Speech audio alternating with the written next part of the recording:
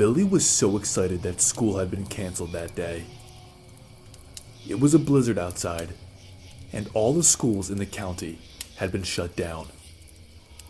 That only meant one thing to Billy: snow day. Billy gathered all his neighborhood friends, and they all joined in sledding down his backyard, building igloos, and having a snowball fight. When Billy was simply too exhausted from playing out in the snow, he said goodbye to his friends and went inside. His mother made him a hot bowl of soup that warmed him up immediately. "Honey," his mother said, taking his wet clothes and putting them into the dryer. "That's a really great snowman you built in the front yard." Billy, who was scraping the noodles at the bottom of his bowl, looked puzzlingly at his mother. "Snowman?" he said. "We didn't build a snowman." Billy walked to the front window where his mother now stood and looked out the window. There, in their front yard, stood a towering snowman, at least 7 feet tall, with stone black eyes and 2 sticks for arms. Billy stared in confusion. "Mom, we didn't build that snowman." His mom shrugged her shoulders and looked at him in disbelief.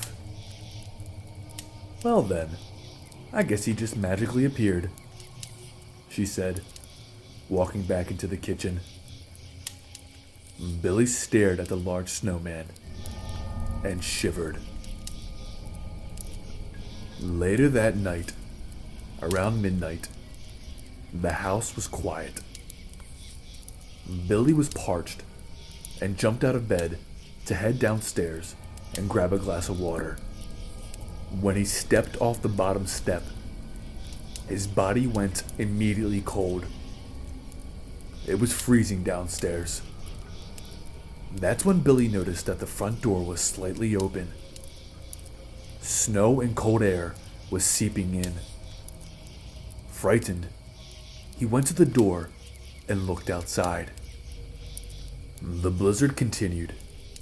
Snow was falling down in large flakes. But something else froze him to the bone. The snowman. The 7-foot snowman that was in his front yard was gone. Nowhere to be seen. That's impossible, Billy thought. The snowman hadn't fallen over and been buried under the snow. He was simply gone from his front yard. Billy gulped and shut the front door. His heart was racing. He decided he would just get his glass of water and then run back to his room. He took a step forward and was shocked. He was in his socks, and his foot had stepped in something wet and cold. Billy looked down and noticed he stepped in a puddle of cold water with slushed snow. What the? Billy thought, wondering how the snow could have blown this far into the house. It didn't make sense. His nervous system was racing. He quickly went into the kitchen, got a glass from the counter, and opened the fridge for the brittle water. He poured the water into his glass, and then went to shut the refrigerator door. And when he shut the door, he screamed. But his scream couldn't escape his mouth. He was so overcome with fear that his voice was caught in his throat. He was paralyzed with terror. Towering next to him, unbelievably but incredibly real, stood the snowman. Little Billy shook with terror. His eyes stared in disbelief. "Hello, Billy," the snowman said. It's time to come with me. Billy's vision went black. The next morning, Billy's parents experienced one of the worst terrors imaginable as a parent. Their child was missing.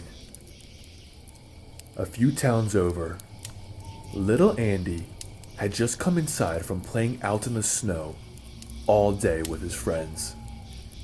He was exhausted. As he was taking his boots off, little Andy's mom came over to him and said, "Honey, that's a great snowman you built." Confused, Andy looked out his front window. A huge snowman with stone black eyes and stick arms towered in the front yard. But Andy hadn't built that snowman, and neither had his friends. Staring at the gigantic snowman, little Andy shivered, and a wave of terror began to overcome him.